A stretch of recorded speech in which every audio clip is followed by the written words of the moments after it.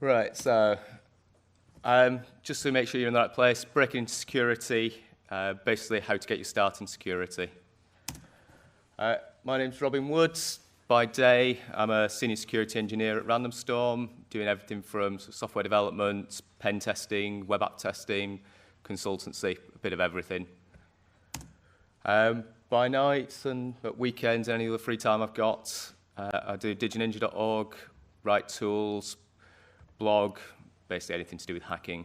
A lot of Wi-Fi stuff and a fair bit of web app as well. So what's this project about?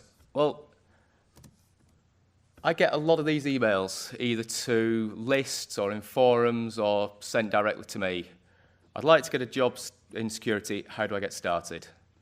Or what programming language do I need to learn to be a pen tester? Or the other one, what certification should I get? And generally, if these questions are sent to me directly, I try to answer them. But obviously, it gets quite inefficient. And I answer the same thing sort of once a month or so in some fashion or another. So I kind of thought, well, it's inefficient. What about sort of trying to put some actual stats together? It's also quite biased. I'm a pen tester. I've got a background in web app security or in web apps. I generally program in Ruby. So if you ask me, how do I get into security? I'll tell you, start off in programming, learn Ruby, and do some web app stuff, maybe a bit of Wi-Fi. Completely biased. So it's time-consuming, inefficient. So I figured, let's ask the community and try and get some kind of definitive answer. Because that way people can't sort of flame when I say, yeah, learn Ruby. You'll get a dozen other people going, Ruby? Why learn Ruby? No, you want to learn Python, you want to learn Bash, you want to learn whatever. So I figured if a lot of people answer it and we get a majority of opinion, then people can't really turn around and complain. Or they can do, but at least you can say, well, that's what people in general think. It's not just my opinion this time. So I set up a survey and started off having to play with SurveyMonkey and the free version, but I quickly found it is actually quite limited on the free version, capped at 10 questions, and it's a bit tricky to set up. So I went to Google Forms, Google Docs, and I set up the Breaking into Security survey. And I spammed this out on every list, every podcast I could get on. Which ones I doing? Eurotrash, Secure Bit, I got mentioned on Risky Business, a few others. And I kind of put it out to as many people as I could. And as of last night, I'd had about 305 or so results. So I figured that that's a reasonable set of stats to do some kind of statistics from and to actually give some answers from. But before we get started, now hopefully these videos will play. If not, we might have to do a bit of alt-tabbing. So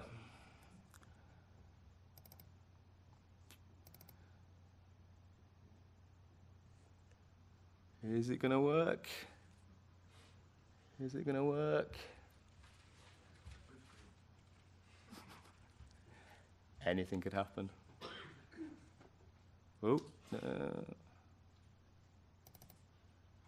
try it again.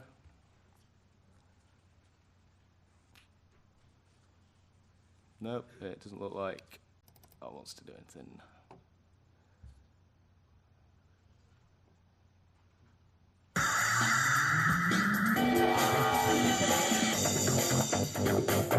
An elite team of high-tech thieves who have infiltrated some of the most secure locations in the world. We were able to grab all of our clients' information, their social security numbers, their bank account information.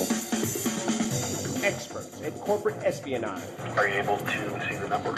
And masters of deception. If anybody knows Nickerson, that outfit They is are not classic. criminals. Alley-oop, baby. They are paid professionals. We got it, dude. Go get the car. Hired to put million-dollar security systems to the test. We took it out. It's off. We always do run the risk of getting caught. I could break my neck right here and die. If I was to break into this particular facility, I would not steal one car, I would steal every single one.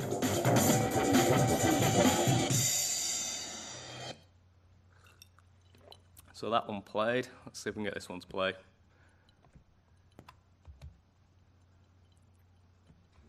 Oh, it's there.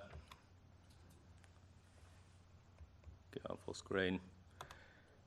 So basically, if you think this is what hacking's like, you're probably in the wrong room. Hidden beneath the world we know is the world they inhabit. Dave? Yeah, Mom? What are you doing? I'm taking over a TV network. Well, finish up, honey, and get to sleep. They're hackers. Hackers penetrate and ravage private and publicly owned computer systems. Hack the planet! It's not just something they do. Sure this sweet machine's not going to waste. Are you challenging me? It's who they are. I win, you wear a dress on our date. And if I win, so do you. They can crack any code. And get inside any system. Hello? Mr. Gill, according to our records, you're dead. I'm what? But this time, Come here, look at this. It's some kind of virus. Unless $5 million is transferred to the following account, I will capsize 5 oil tankers. they just hacked the wrong guy. Game's over. Whoever wrote this needs somebody to take the fall. He's about to commit the perfect computer crime. You've created a virus that's going to cause a worldwide disaster? And they're about to take the blame. A hacker planted the virus. But it's the perfect cover. We're being framed. Can we be allies? I don't play well with others. Wow, we are fried. Okay, let's nail it. Now, You're not good enough to beat me. Yeah, maybe I'm not, but we are. they're the only ones who can prevent a catastrophe. I know how to stop this guy. They'll trace you like that. Are you nuts? Come at me! Unlike any the world has ever seen. Never send a boy to do a woman's job. Hackers of the world unite. Cops in the building. I need more time. This is the end, my friend. United Artists welcomes you to the new world.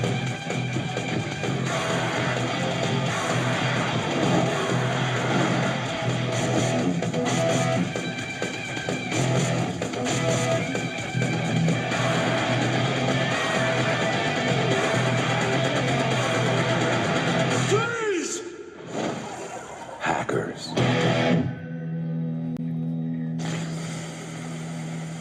No way. So, if you thought the second video was what hacking's all about, you're definitely in the wrong place. The first one, yeah, slightly, but not very often. Reality is more like this.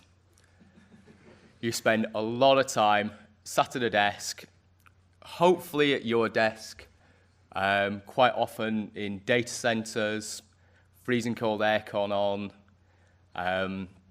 I've done cobbled up desks made of cardboard boxes and a sort of footstool that they use to reach the high shelves because the server room doesn't have any spare seats. I've done all sorts of odd places. So this is more likely what you're going to end up as. You're also probably going to end up spending a lot of time hotel rooms, unless you're really lucky. Pen testing, that kind of thing, tends to be on the road on client sites. Starts off quite glamorous and quite nice, and you think, yeah, get to see the country, maybe get to see the world, different hotels on expenses. It very soon gets stale. And ask anybody who's done it. I did 4 months, I'm from Sheffield, 4 months out of Canary Wharf. And yeah, the first couple of weeks on full expenses is brilliant. And then after that, it gets annoying. I'm going to put quite a downer on the start of this, just so that everybody gets the right idea, and then sort of bring it up a bit. Also, quite a bit of time in meetings, and that could be meetings with clients, sort of setting things up, working out what the jobs are, working out what the spec is. You've got to do debriefings, you've got to work out what's gone wrong. You also got to go in and occasionally apologise for when you've knocked over the wrong machine or take things down that you shouldn't have done. So you do tend to be a lot of time in meetings. Still interested? Nobody's left? So that's good. Okay, so the way I did the survey was first bunch of questions were kind of, I can never remember which way around it is, qualitative or quantitative. First bunch got raw stats. percentages that I can show. Second set will more sort of give your opinion. So what we're going to do is start off with the actual raw stats. So I did these numbers a little bit before, I think it's about a week or so back, so they're not fully up to date, but they're close enough. But the first question was, how long have you been in the industry? So as you can see, majority of the people who answer the survey have been in 7 years plus. So the people who are answering it are the people who know what they're talking about. We've also got a few people who've just got into it, which is brilliant because you need an overall opinion. You don't just want the opinion of people who've been in it years. And in a little bit, we're going to get Ben up, and he's just got into security. He's going to give a quick overview of how he got into it and sort of what he found. And then sort of a mix of people in the middle. Job types, yes, these don't add up to 100%. That's because you could choose multiple options. But even though I said I was trying to get rid of bias, when I set the questions, I'm a pen tester, I kind of came up with more pen testery, technical kind of questions and job roles. And that's the kind of lists I sent it out to. But as you can see, we did get answers from a lot of people, a lot of different sectors. So the pen testers and auditors. If you don't know what the difference is, unfortunately, quite a lot of the industry don't know either. Good few sysadmins, policy writers, quite a few of those, all the way down to sort of help desk people, PCI people. So again, a good split. So if you're interested in any of these areas, hopefully there'll be data in there for you. So the first actual sort of technical question, do you need to be able to program to be a pen tester? This is a question that comes up a lot. And obviously the majority of people say no, but it helps. I was talking to somebody about this and sort of said, well, I think most people probably think, yes, you do need to be able to program. So why have a lot of people said no, but it helps? I think the answer to that is a lot of people in the industry can't program, but they wish they could. And those people who can't are obviously doing well. They've got there, they've got the jobs, they're doing the testing, but they wish they could. So first off from these stats, the answer to do I need to be able to program is yes. Do you need to be able to program well? Do you need to be able to get a job as a software developer? No. You basically, in my opinion, you need to be able to do enough to knock up a dozen-line script to maybe automate running something or to loop through using curl to hit a web page 50 times or generate a set of A to Z 6 times or something. You basically need to be able to do basic tasks because good thing that computers are at is automation. Everybody likes automating things with computers. If you can't program, you can't really automate those tasks. You can do a lot of things by hand. So, yes, it does help. So the next question, what language? Surprised me a little bit, but Python came out top, followed by Bash. And then I thought about it, well, Bash scripting is exactly what I've just been talking about. You short scripts to automate things. And so that Bash scripting is perfect for that. And Python blew away, Ruby, C, anything else really. I thought it would have been more even split. I'm Ruby biased. However, quick plug, Security Tube, guy called Vivek, he's just written a Python training course, selling that online, or you can get it free. He's releasing it over the next year. I've signed up for it.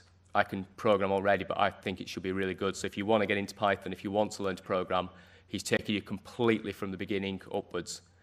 And that's in Python. Everybody reckons Python's the language to use. So very big plug for that. It's about $200, maybe $250. But I've seen his Wi-Fi course and his other stuff. The content for that was amazing. And I expect the same from this. So if you want it, put your hand in your pocket. If you don't, he's releasing, I think it's a video a week over the next 52 weeks. So you will get it. It'll just take a while. Other languages in there. PowerShell is pretty handy if you're playing on Windows boxes.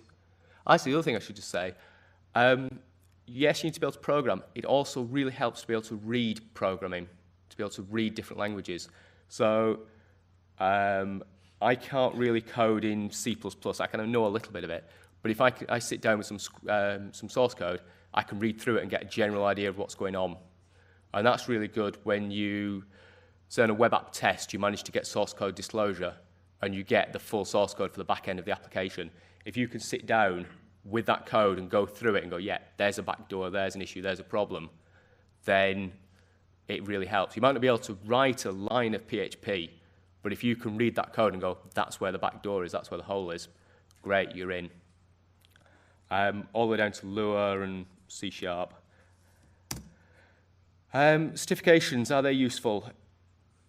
Yes, and yes to get through HR about an even split. I realised after I did this question, I kind of messed it up a little bit.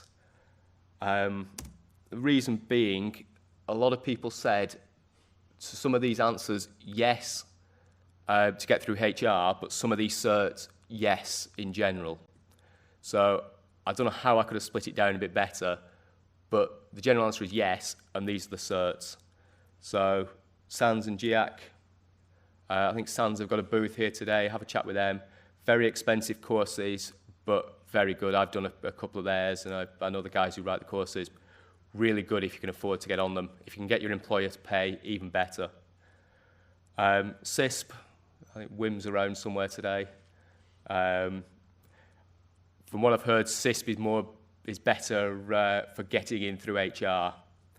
Offensive security, again, that's a very good technical course. Most HR departments have never heard of it, but you take that to the team leaders and the technical side who are hiring, they will know about it. If you've got the offensive security certs, you'll go up in their estimations. And then others going down. Check team leader and check team member, I didn't expect those to rate very well because they're mainly UK certs. They are moving out to Australia and check stocks to the American people as well, so they will become a bit more worldwide, but at the moment they're in the UK. If you can get your employer to put you through check, but even team member, it does help. Team leader it really pushes up your employability and the jobs you can actually do. Other certs, yeah, there was another there, came out at 55, 20%. They're just some others where I asked people to do a kind of free entry of what they thought was useful.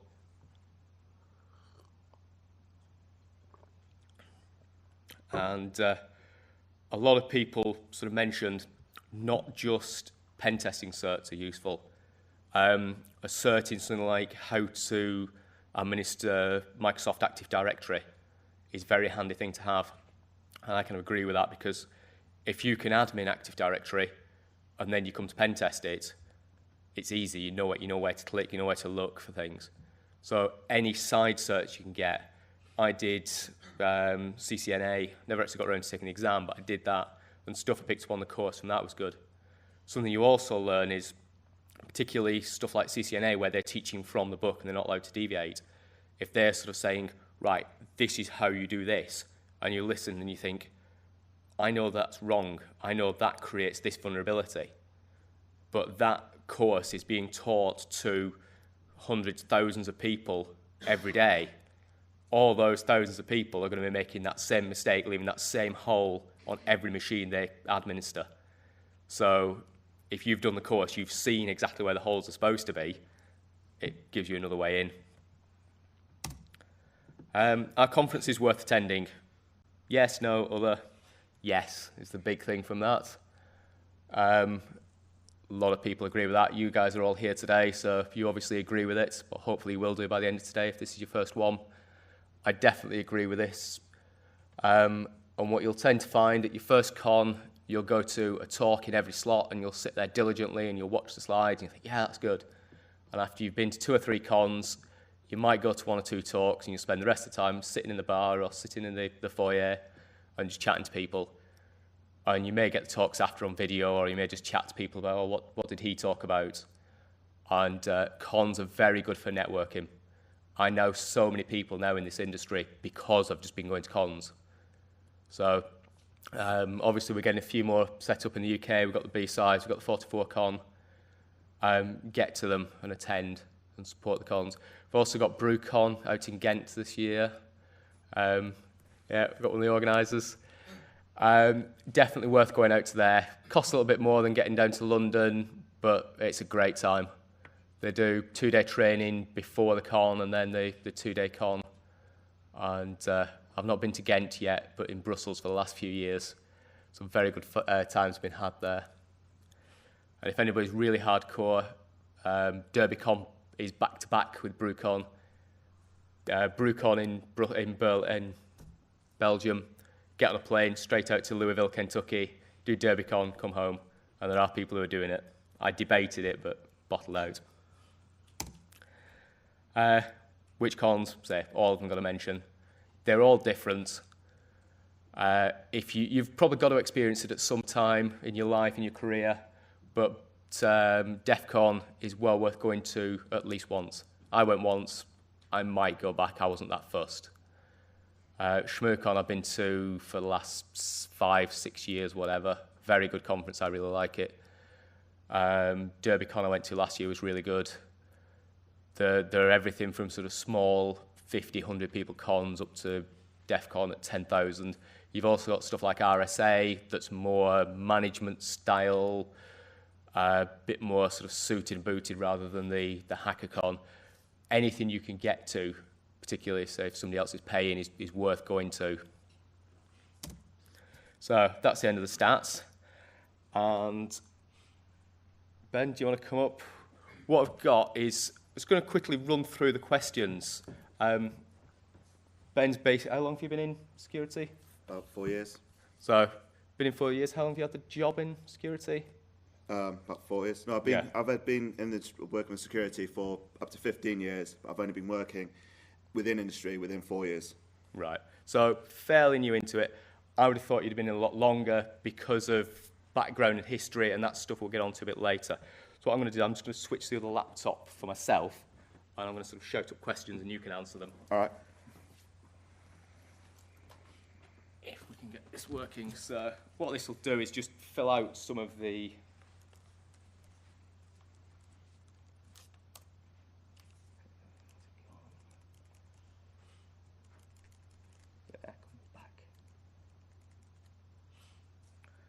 So basically, these are the questions that I actually asked on the survey.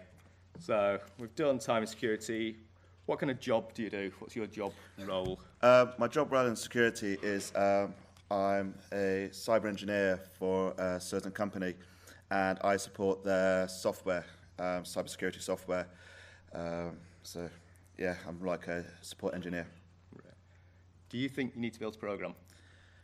No, but it helps. I'm not a coder, but I can do, like I said, the bash scripting. I can do stuff in Python. As you said, if you put me some code in front of me, I can read the code and see what's going on.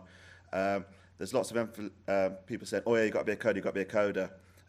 I think that sort of discriminates people who can't code. So I take that because I'm not a coder, but I think I've done pretty well by not coding. Having said that, I've seen some of the scripts he's written for terminal servers, RDP stuff. To me, that's coding. It's writing scripts, it's getting things done. May not be the best in the world, but it's there, it works, and it gets you into boxes. Yeah. Which certs are useful? Again, the certs, I've got my sound certification, and I've done quite a few sounds courses. Luckily, work's paid for it, and also the offensive, also the offensive security one. Highly recommend. But before I got into the industry of security, I was a third-line technical support consultant for looking after medium-sized enterprise companies. And from there, I got my Microsoft certification, Cisco, VMware, HP. So I got a lot of industry certification before I made it into security. Yeah, so again, the more background you have, the better. How did you get your start? Yeah, I used to be, I pretty much left school when I was 15. It was back in the day when, I am severely dyslexic. It was back in the day when dyslexic wasn't a known thing and people were just either stupid. So I dropped out of school, no GCSEs. I worked in a factory for 7 years. But I used to be a software pirate. So I had a BBS, where people, not on the internet, people used to phone up. but I had to have a front end. So to make it cool, I had like text files and stuff. So I used to research these text files and do stuff. And then I got into like war dialing and messing around. Nothing illegal, but touching the legal side. And then one of my friends got busted, so I just picked up one machines and threw them out the window.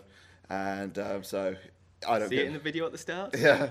So I dumped all my video, all my stuff, but I carried on investigating the security side. So I then moved out from Wigan, moved back down south, and I was still working in a factory, but they had a first-line help desk support engineer.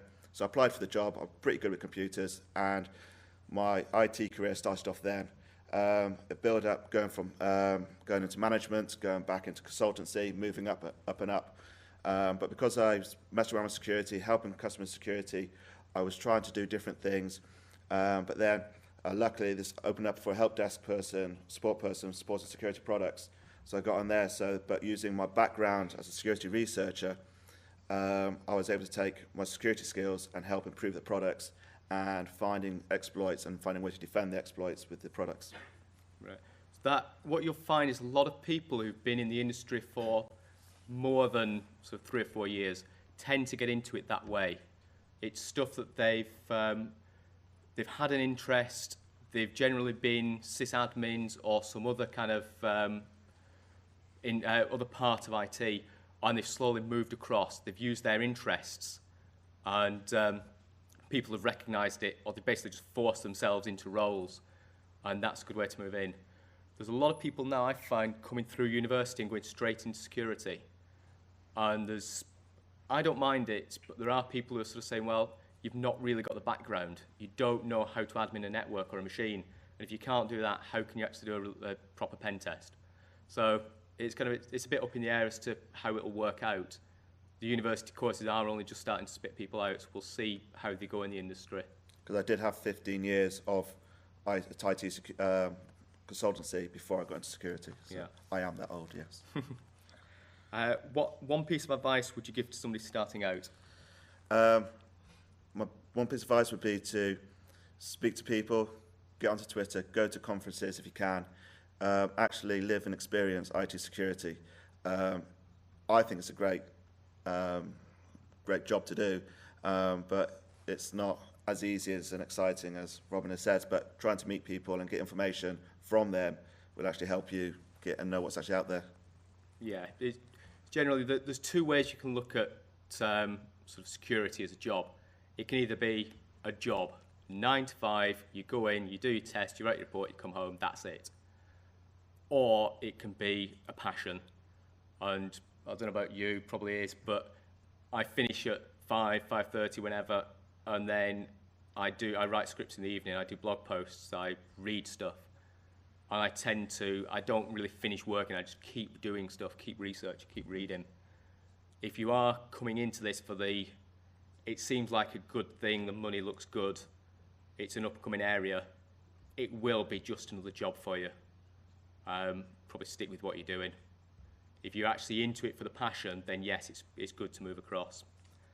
One last one for you then. Is it okay to practice on sites / companies without permission if you don't do any damage? Given your previous answer.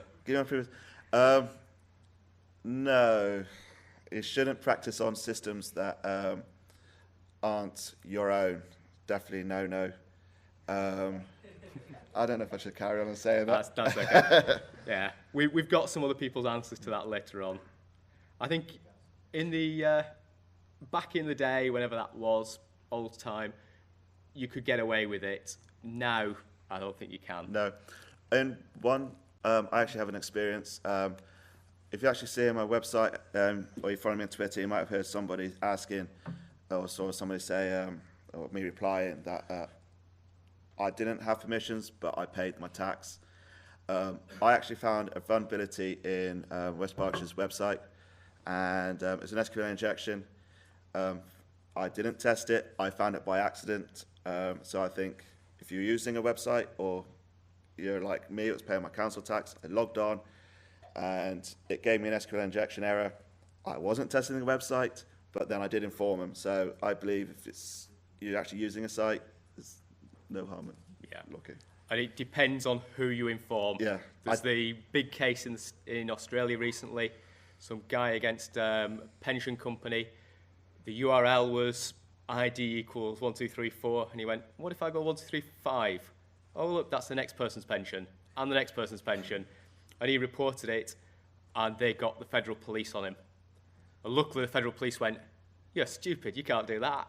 And they ended up doing the pension company instead of him. So other companies are really good at it. I reported a vulnerability in Spider Oak recently, and they've worked really well. They've sort of come back to me and said, yeah, we're looking at it, we take it seriously. And they're quite happy to take issues. So if you do find things, be careful who you report it to. Maybe get a bit of a background on them first. Yes. Right, well, Okay, cool, thanks for thank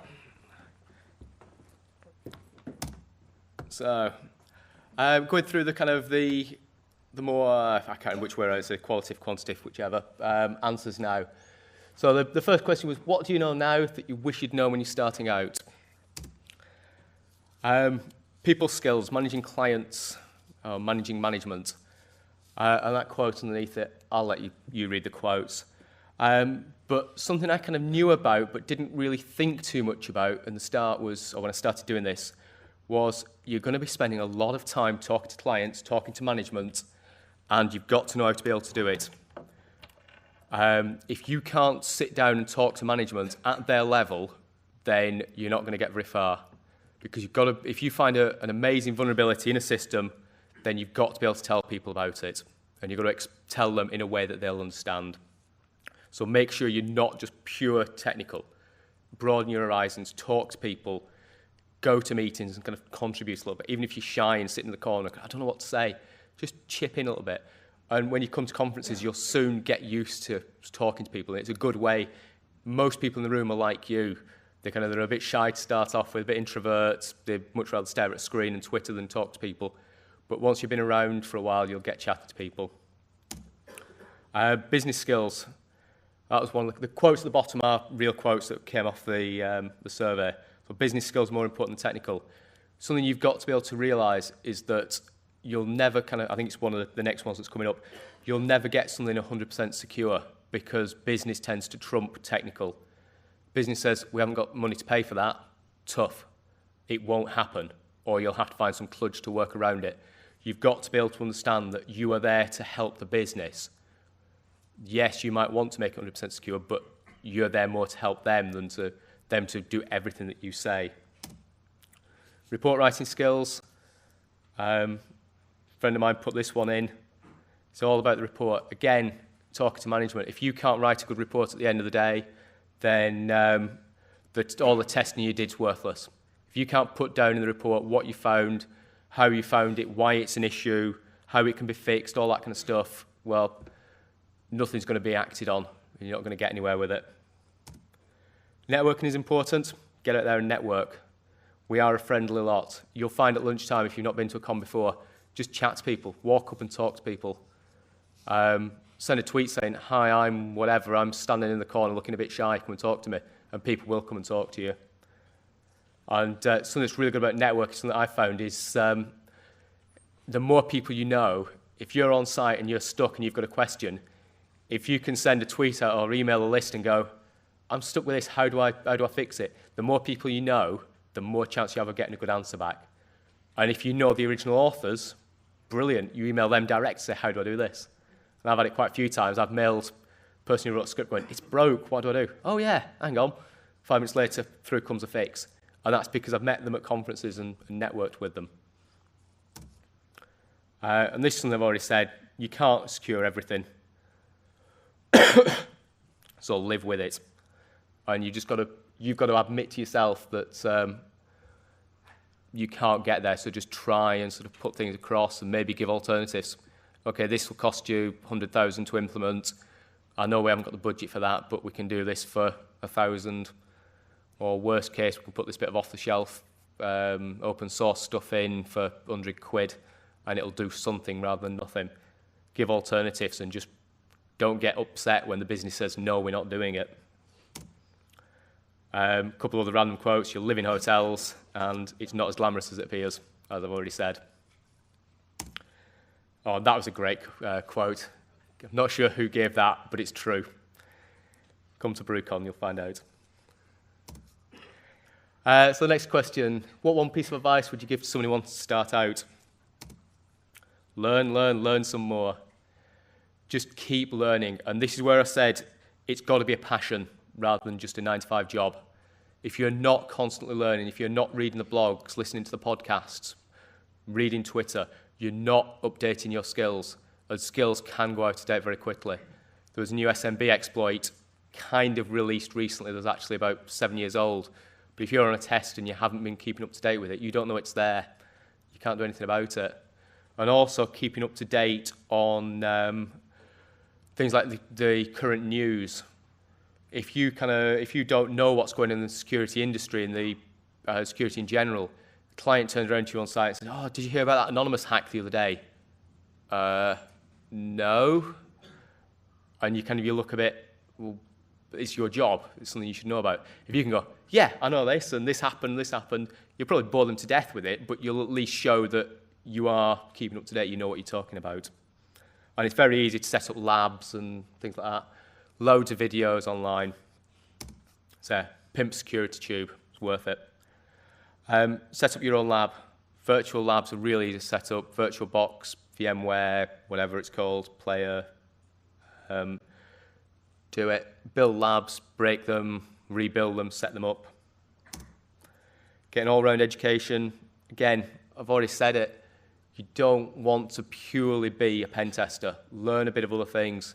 Help your company sysadmin to add some users or to fix a network problem. Learn the rest of the jobs. And that way it'll be easier for you to talk to sysadmins and to do your job as well.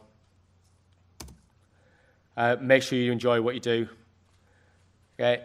If you are purely getting into security because you've heard it pays well and it's the next up-and-coming thing, then yes, it may pay better, but you'll be just as bored in this job as you were in your old job.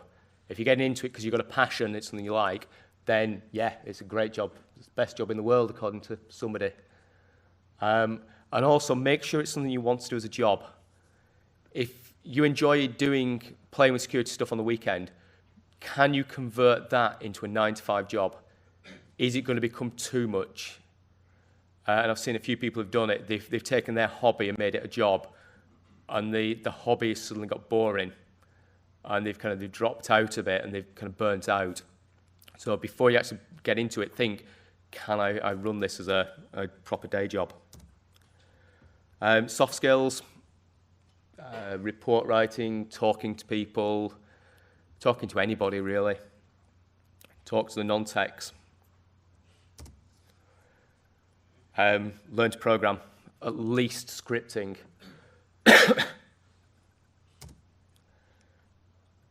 Get yourself known. Dear. There's loads of open source projects, blogs, things like that out there. If you get yourself a reputation, it doesn't matter at what level, most people will come in at the bottom level, but if you're showing that you're going to put some effort in and you're doing some research, just start by, say, mailing lists, start by reading them, and then maybe every now and then add your own comment, and then start to answer some questions. And you'll soon find that you build up and you're not just reading, you are actually answering questions, and you're contributing, and you're joining in discussions. And that's another part of the networking. You will be able then, that's where you build up the contacts, so you can get on the list straight away and go, help, I'm on site, I'm stuck with this. And everybody knows your name, and they know that you put the effort in, and they owe you a few credits, and they'll come back and they'll help you. If you hit a list and you're completely raw and fresh and nobody's heard of you, you will probably get answers, but they won't be as quick and as forthcoming as if everybody knows your name. And it doesn't have to be mailing lists. If you program, get into projects. If you're good at writing, write documentation for projects, write blogs. Again, at any level, if you learn to do something for the first time, and there's no manual like that on how to do it, there are other people at your level who want to know that. Write the manual for it. It's all about reputation. Don't blow your reputation. Don't go being an idiot online. Start a blog, blogs, whatever. Quick plug for InfoSec Mentors. Try to find a mentor. InfoSec Mentors program will match you up with somebody who will help you out. I'm hoping they've updated the website. It was looking a bit out of date when I put the slide together. I was promised they would do. Talk to them. Find your local community, Hackspace, DC group, 2600, whatever. Again, get involved. There's a lot of repetition here. This is what everybody's saying. That's why the repetition is there. Don't trust tools. That's a good one as well. Learn what the tools are actually doing behind the scenes. Oh, this was a great quote.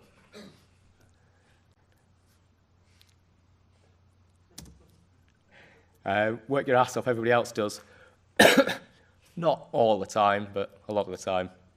We do have some time off.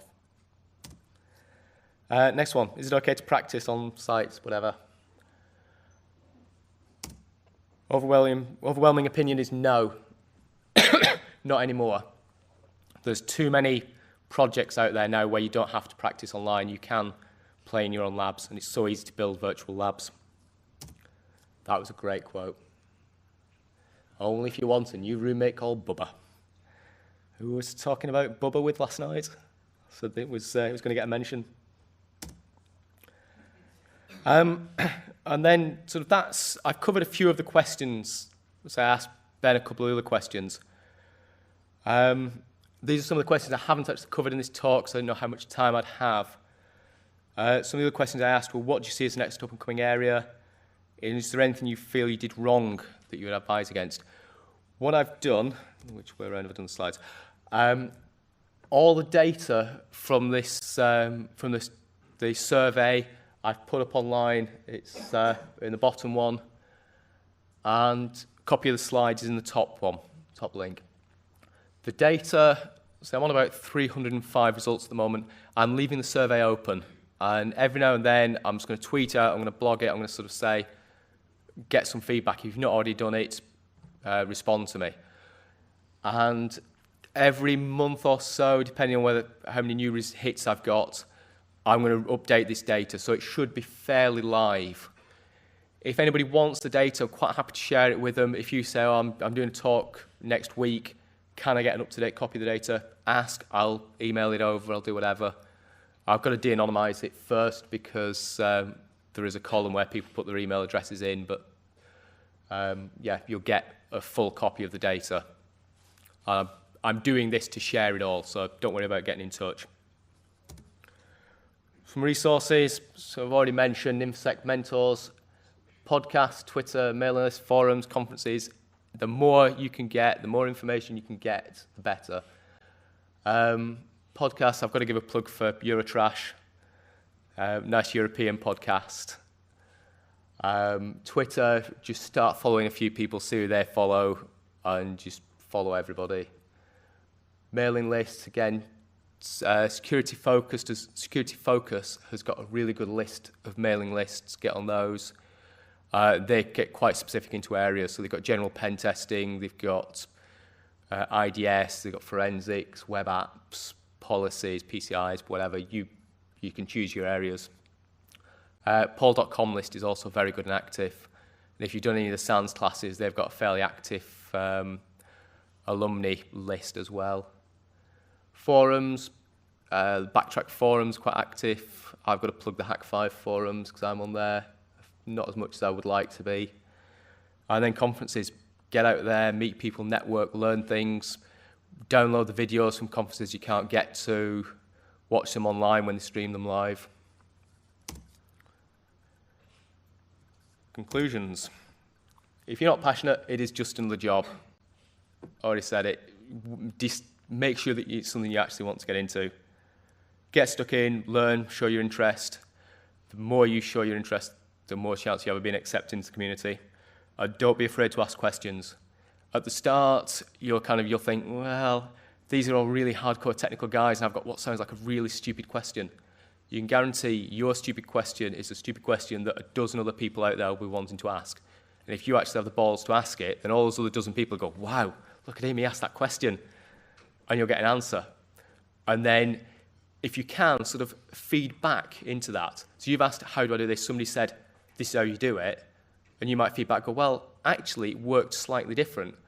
And then you start in that feedback loop and you're showing that you're actually putting interest in. Maybe do a blog on it later or something. When you do ask questions, show you've put a little bit of effort in first. Something that really annoys me and a lot of people I know is, how do I do this?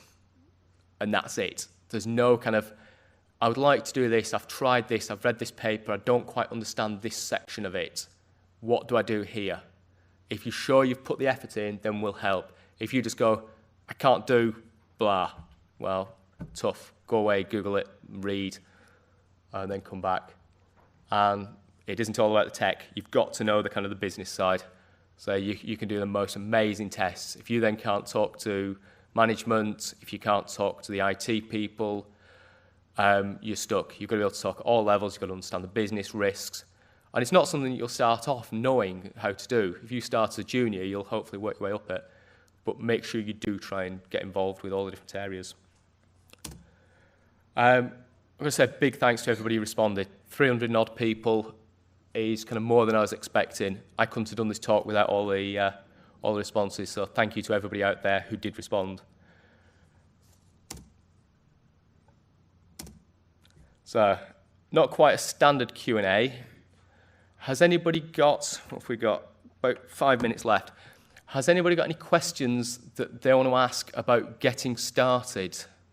So a question that is, I'm starting out and blah. And I do have a couple of prizes for the best question.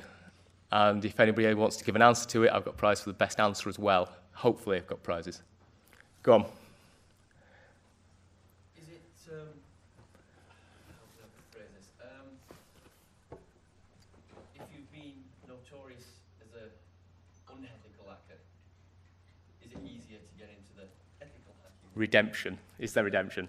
So is it suitable to hire someone? Yeah. The question is, if you've got a bad reputation, you've been in trouble, you've done naughty things in the past, can you still get into security? Will you get hired? Can you hire people?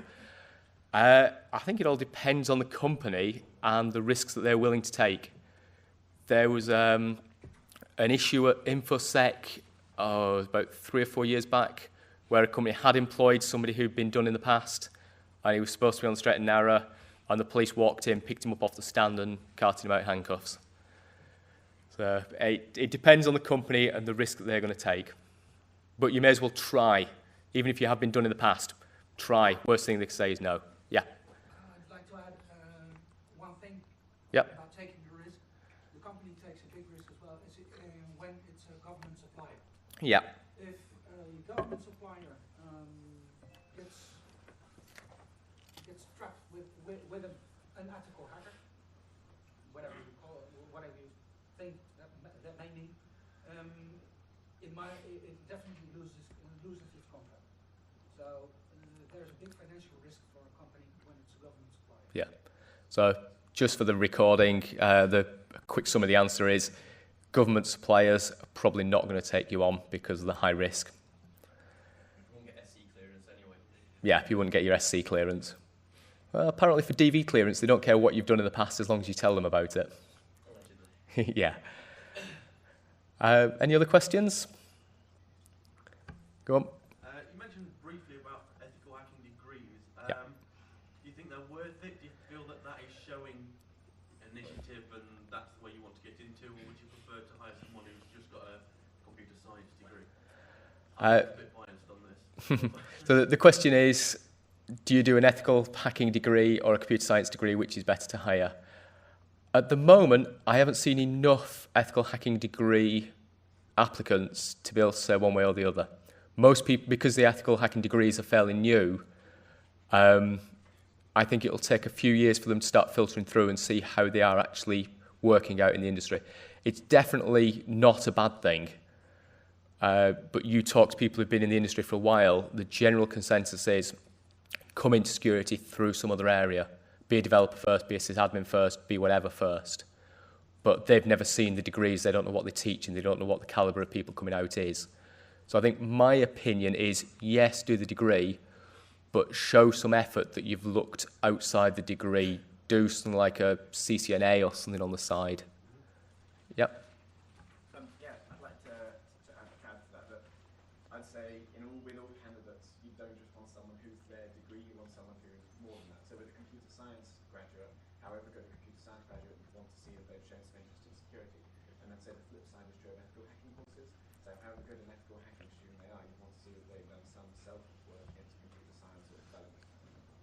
Yeah, so again, the summary of the answer is cross-train. If you've got a computer science degree, show interest in security. If you've got a security degree, show interest in computer science.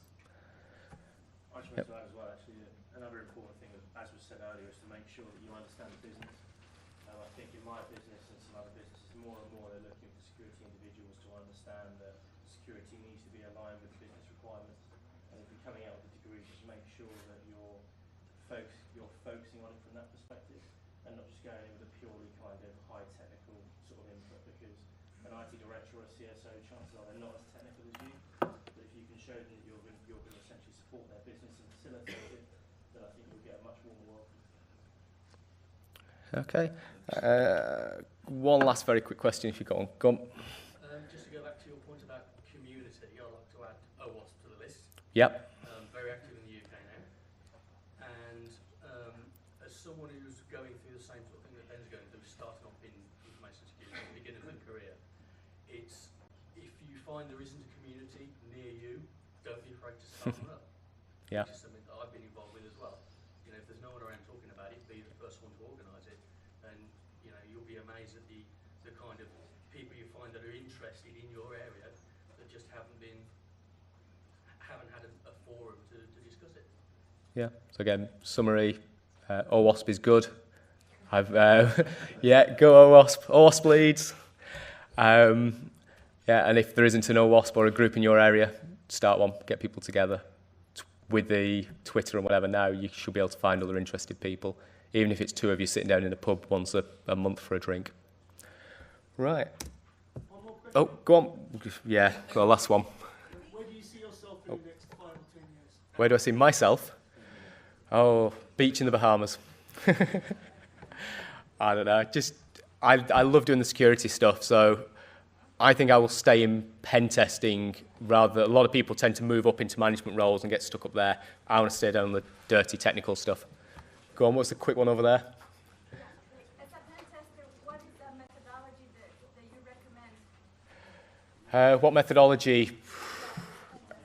Ask me afterwards. I'll talk to you. Okay. Right, and that's it. Thank you, everybody.